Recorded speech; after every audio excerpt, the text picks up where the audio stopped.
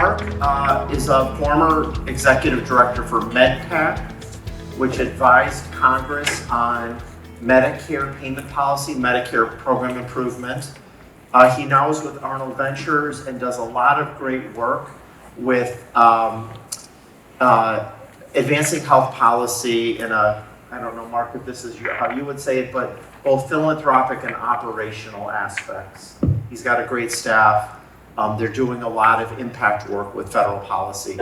Ann Schwartz is the former Executive Director of MACPAC, which is an acronym for the Medicaid and CHIP Payment and Access Commission. And so with Medicaid and CHIP focused, again, created to advise Congress and the administration on Medicaid and CHIP policy.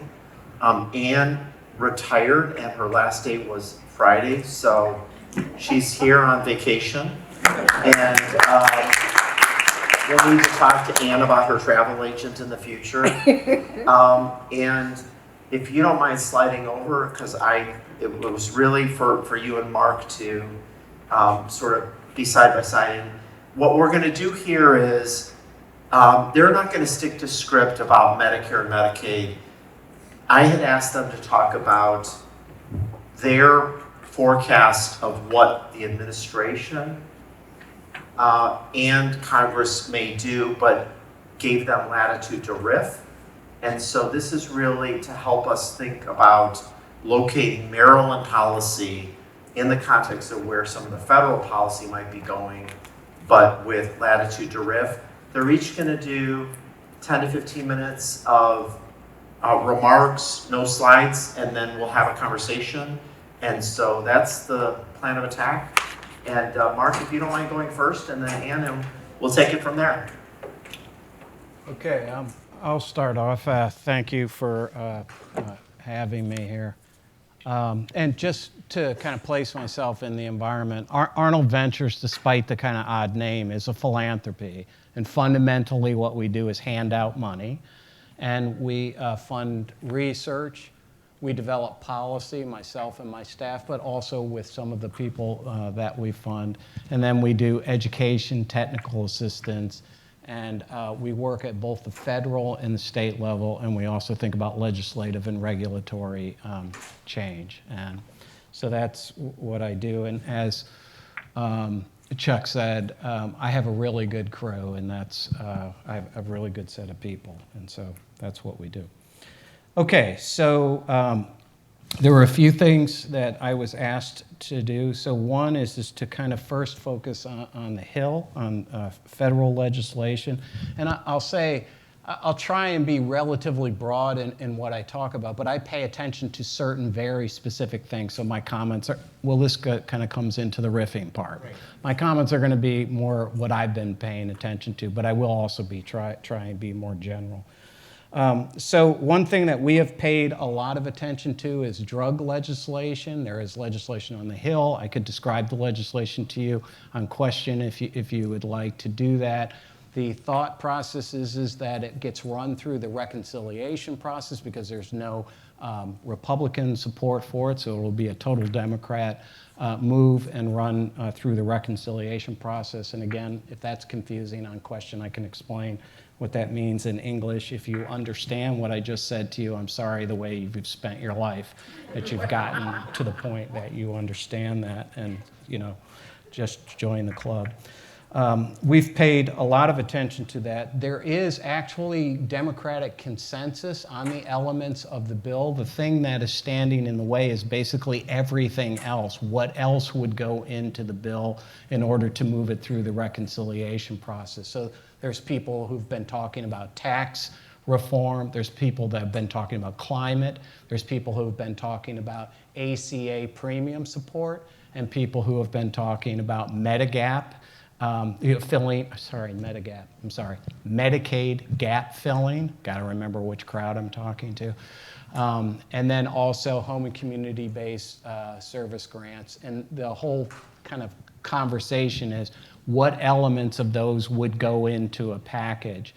And of course, a real concern is that they're going to fumble away the time because there's so many other things to consider, which I'll also try and lay out for you. Another thing that's happening on the Hill is a insulin bill. And the insulin bill has two elements to it. Number one, a $35 limit on co-payment for the patient at the counter.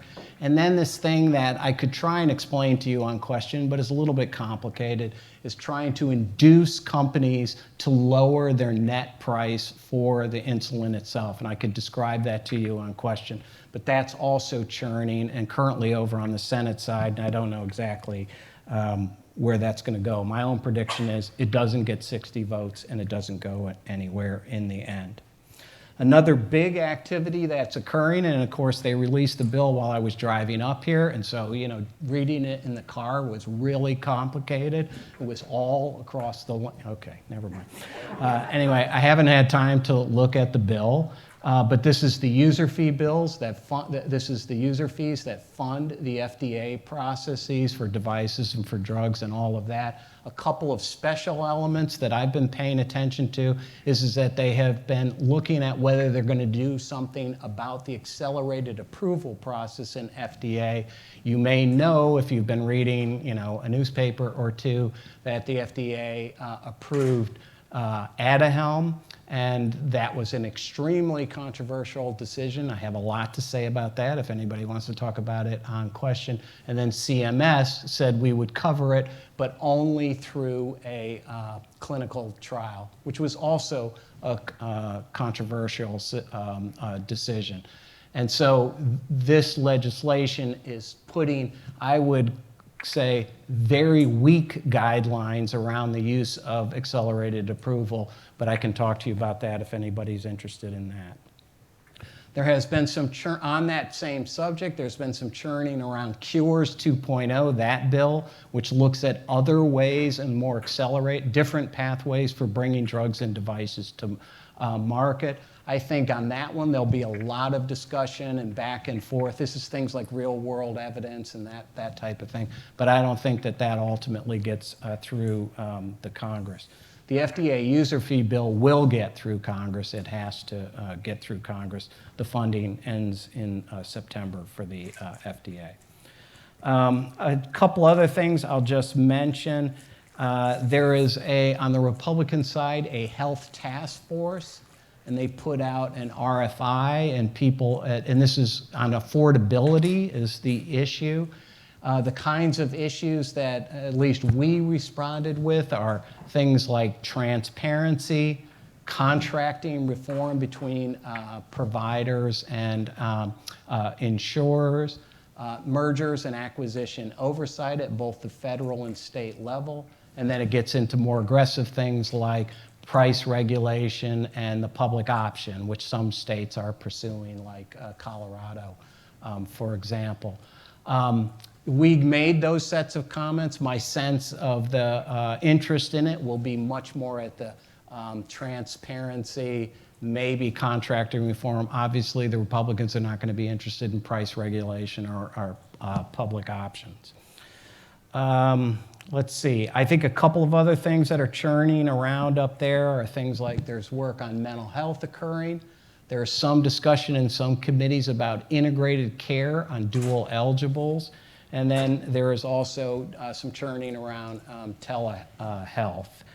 And then that's the health stuff that I think I wanted to mention to you.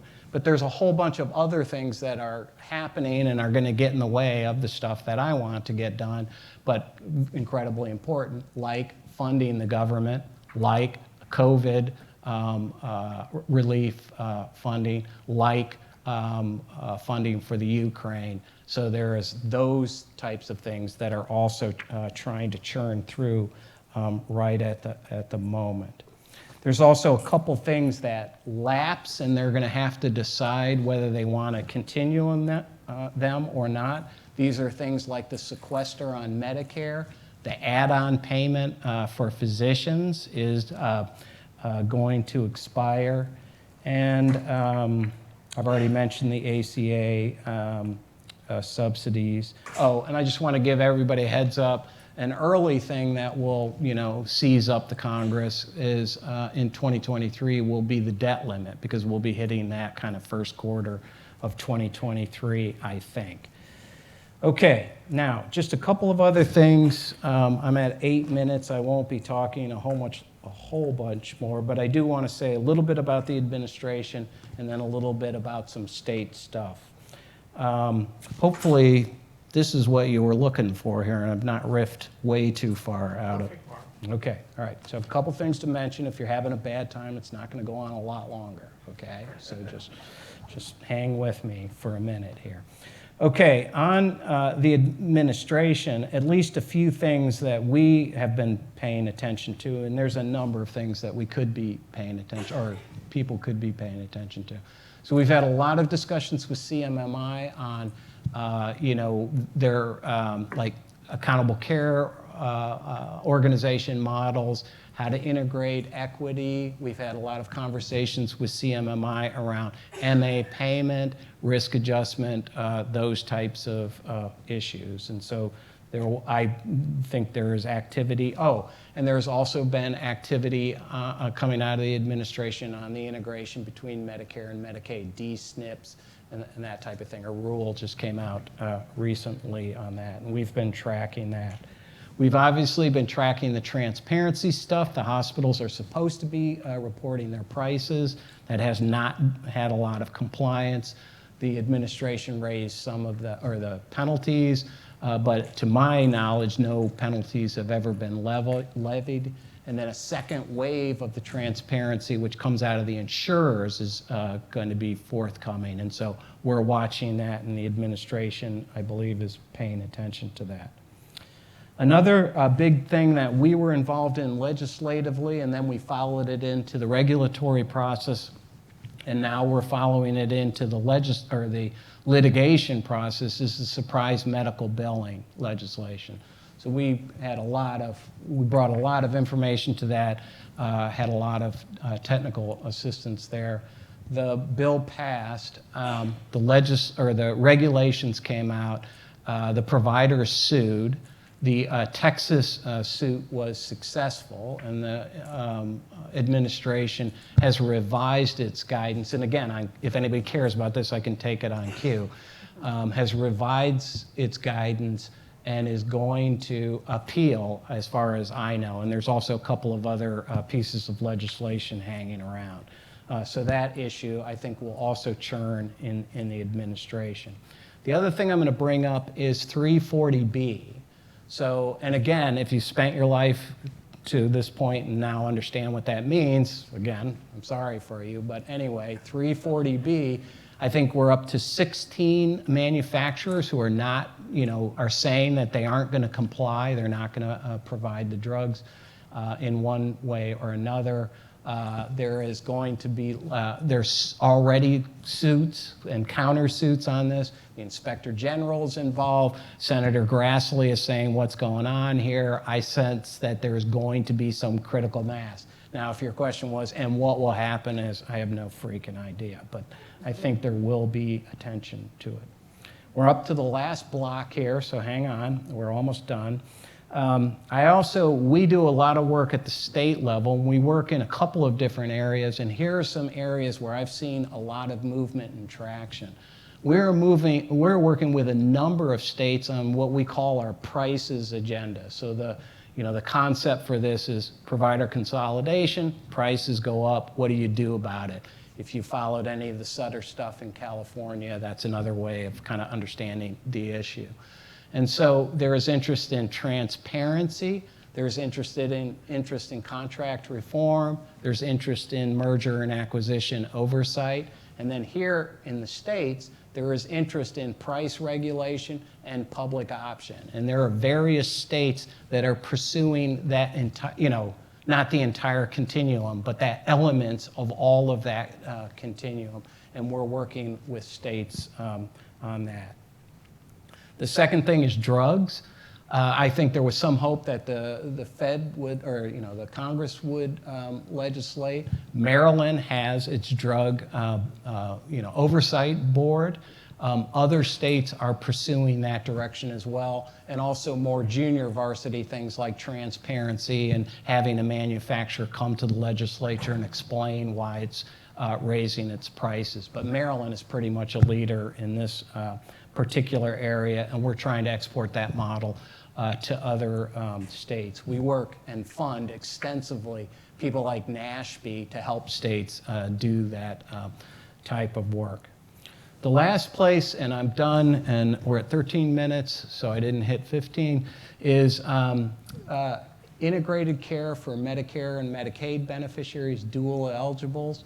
We are working with a few states, North Carolina, Indiana, and Washington on this. And I also just wanted to say to this audience, we also have a little fund that if states want to come forward and get some funding just to develop their ideas, get actuarial, estimates, that type of thing, we can work with states to help them get to the point of designing their integrated dual eligible delivery systems. And with that, I'll stop.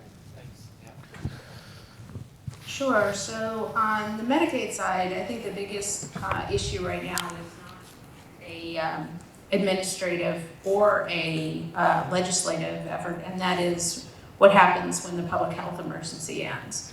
The current public health emergency, which can be declared in 90-day increments, it was last extended on April 15th. The administration has said that it would give a 60-day notice when it was going to end that. And so we're coming up on that in the next week or so. I think on the one hand, there's many things that were done under emergency authority that states are happy to have, but on the other hand, there's also a lot of pressure to sort of be signaling that we're going back to normal. On the Medicaid side, the biggest issue is that in March 2020, when the pandemic started, Congress passed legislation to give states a 6.2 percentage point increase in their federal Medicaid matching rate. And it came with two conditions. One was a maintenance of effort, which just meant you couldn't reduce eligibility levels, and that's something that has been done previously. And the second was a continuous coverage requirement, which said that basically with a very limited set of exceptions, you could not disenroll anybody from Medicaid. And the rationale here was, at the beginning of the pandemic, you have people who are losing their jobs as the economy is shutting down. You don't want people to not have health insurance during the pandemic. And so what no one, of course, anticipated was, like, who knew that here we're going to be 2+ years later, and this is still in place. And this has just led to huge growth in Medicaid and CHIP enrollment from 70.6 million in February 2020 to 87 million as of January, so somewhat higher now. In the budget reconciliation that passed the House in November, there was a proposal that would have slowly ramped down the end of the continuous coverage requirement while also slowly ramping down the increase in the matching rate. And I think there was a fair amount of enthusiasm for that because it provided certainty that having this in 90-day increments was not providing. It also was a saver because it had a clear end to when the enhanced federal funding would end, which, everybody wants a saver to pay for other things. That didn't happen, and still we're at this case where we don't know when that will happen. The continuous coverage requirement will end at the end of the month in which the public health emergency ends, and the enhanced funding will end at the end of the quarter. So you might say, well, that's good, the funding lasts longer, but you have this massive group of people who need to have their eligibility be determined.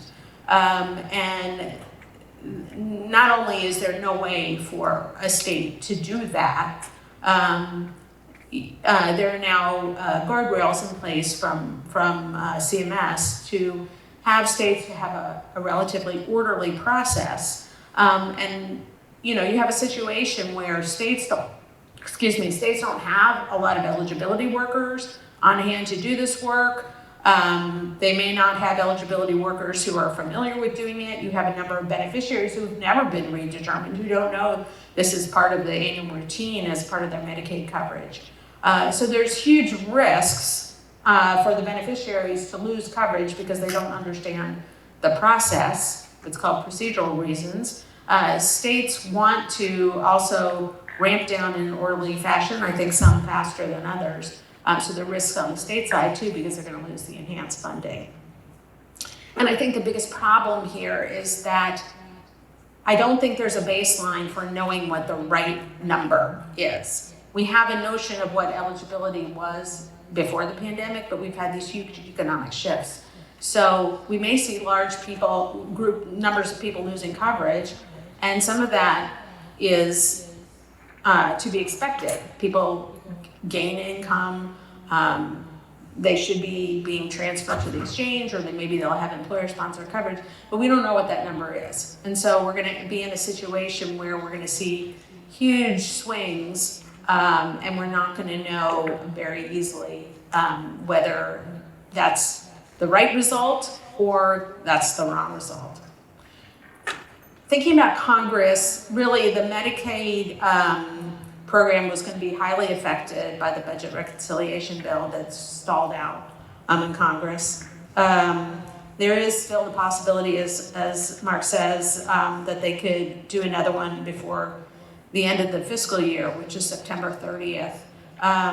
But lots of hemming and hawing, and talking with staff at Senate Finance Committee, they said, well, we only know what we read in Politico, so it's not clear that anything is going to happen. Some of the things that had been in that package were an option for 12-month continuous eligibility for Medicaid, increased funding for home and community-based services, as Mark mentioned, filling in the gap for non-expansion states, for those who couldn't get coverage in exchange, 12-month postpartum coverage, permanent funding for CHIP, and mandatory funding for adult vaccines. Some number of those might end up in a reconciliation bill, but it's going to be a much more modest group. In terms of the administration, their number one job will be monitoring the unwinding. CMS has a very strong commitment to health equity, but I think a lot of the details are still missing at this point. There's a number of big pieces of guidance and rules that are supposed to come out over the next couple of months. Some of these could be big, some of them could be micro, having to do with eligibility, social determinants of health, managed care. I think the other thing that folks are keeping an eye on is what is this administration going to do about Section 1115 demonstrations, because that is usually where administrations show their policy priorities.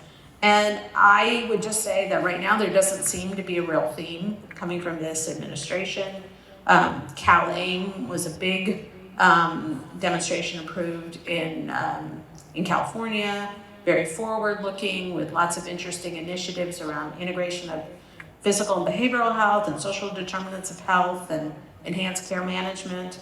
Oregon has put in a somewhat similar approach. The administration had signaled that it was going to end Texas's 1115, which was approved hastily at the end of the Trump administration, but they've apparently given up on that, and that one is primarily to have uncompensated care pools to provide funding to hospitals in Texas to cover the uninsured, and Texas is a non-expansion state. They have spent a fair amount of time also getting rid of some of the Trump era 1115's work and community engagement requirements and premiums for Medicaid beneficiaries. I think in thinking ahead, obviously I think you had a session earlier today about how the midterms will affect health policy. In Medicaid, I think whether the House or the Senate flips, I think you're going to see a real change in congressional action on Medicaid. I don't think any of it will eventually pass, but they'll bring out the old chestnuts. I was noticing that today was 5 years since the House passed the repeal of the Affordable Care Act, and which would have also had a block grant or a per capita cap for Medicaid. I'm sure that will come back. When I was cleaning out my office over the past couple of weeks, I had a banker's box full of those materials, and I gave them to the analysts I work for. It's like, here you go, you're gonna plug in the new numbers on these.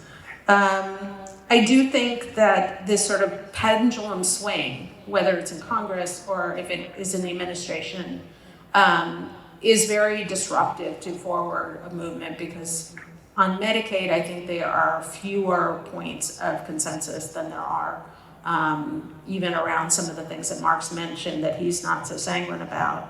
And if you have administrations changing, you have a situation where it takes 18 to 24 months to undo what you didn't like from the prior administration. Then you get about 18 months maybe to do something new, and then the next presidential election is on you. So it's not a very productive dynamic for policy making.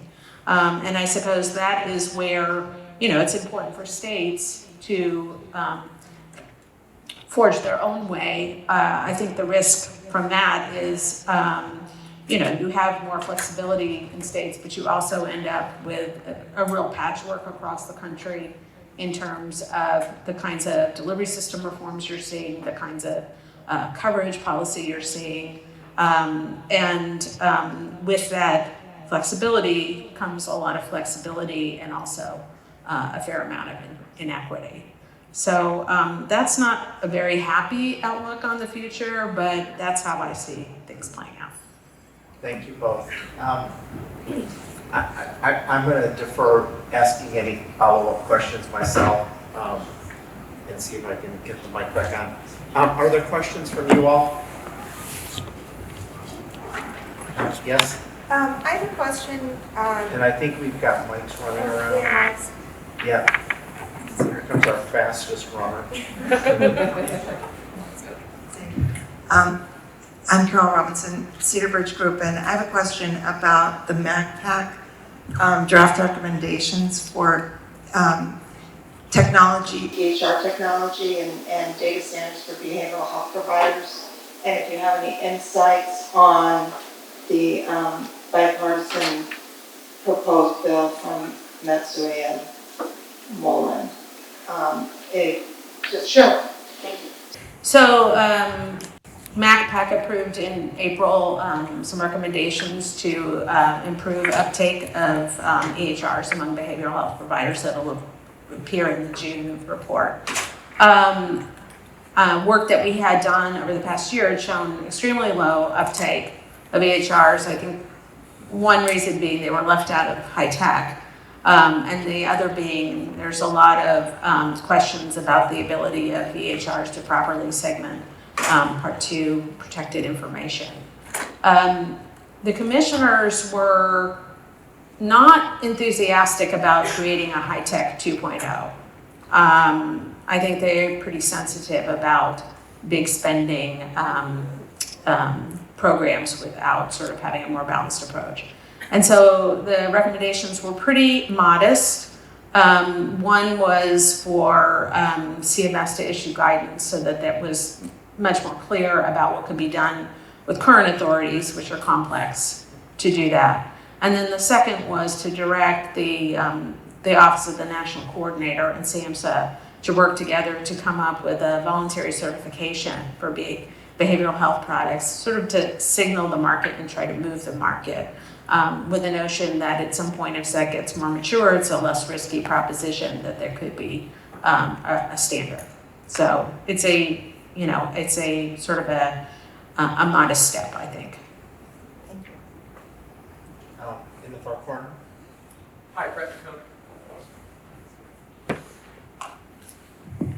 Hi, Brett McCone from the Maryland Hospital Association, and this is more of a philosophical policy question. It stemmed from the last MedPAC report. That Medicare has been successful in controlling healthcare spending, hospital spending, by controlling prices over the years, with far less stringent controls on utilization relative to the commercial market.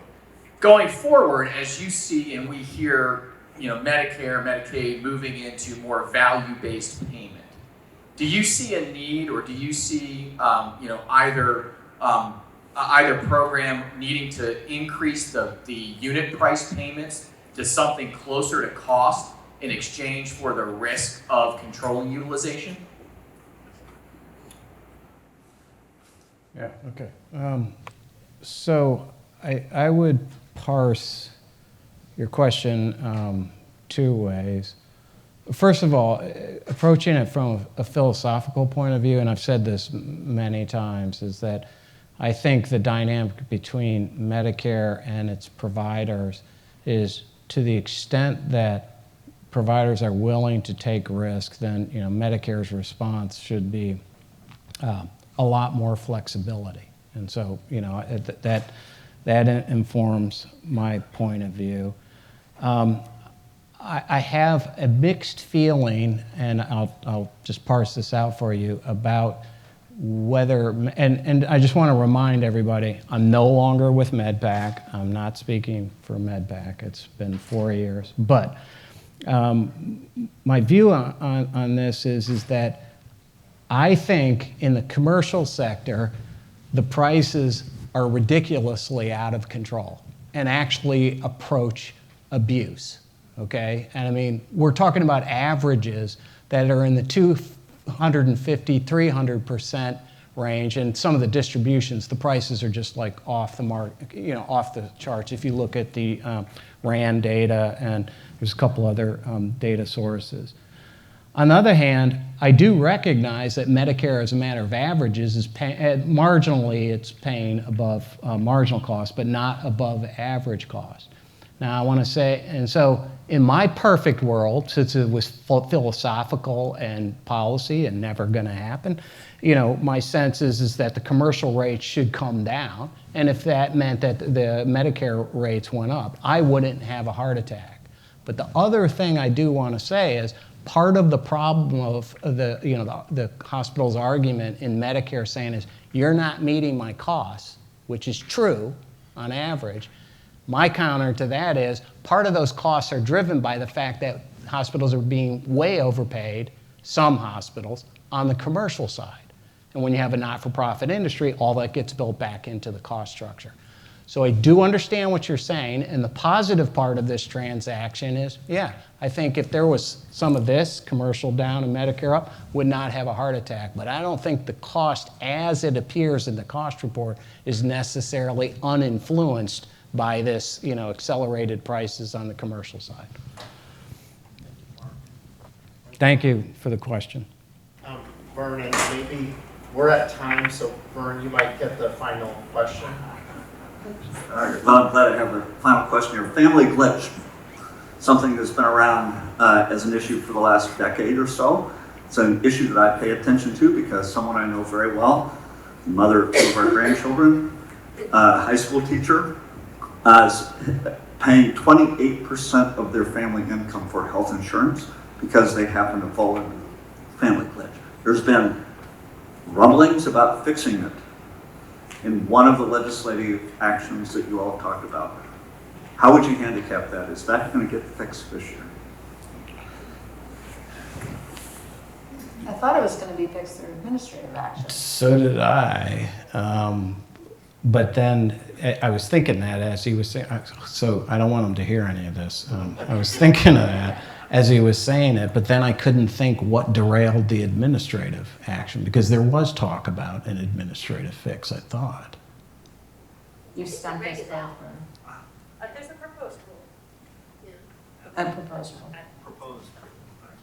Yeah, and so I thought something was happening, but I kind of lost track of where it stood in the process.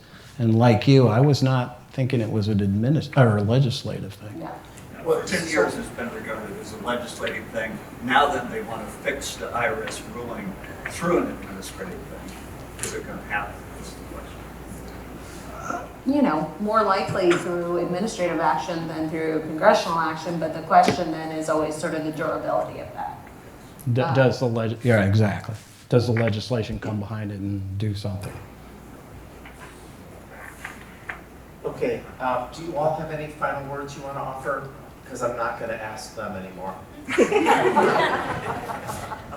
Okay, well, let me, please join me in thanking Mark and Ann.